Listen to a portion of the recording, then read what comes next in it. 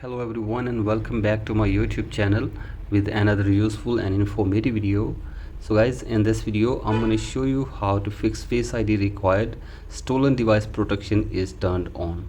So guys, if you are trying to perform some task on your iPhone but you are facing this pop-up and you are unable to perform the task, here I will show you how can you fix this issue. So guys, for that you have to simply watch this video till the end. So guys, first of all go back to your home screen and now open settings on your device and then scroll it below and tap on screen time, and now scroll it below and go to content and privacy restrictions. Tap on this and turn off the toggle for content and privacy restrictions from here if it is on. So guys, simply do this, and after this go back and now you have to go to Face ID and passcode. Enter your passcode,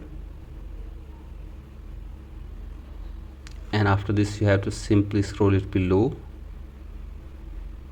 and from here you have to simply tap on stolen device protection. Here you can see this, simply tap on this, and from here you have to simply turn off the toggle for stolen device protection.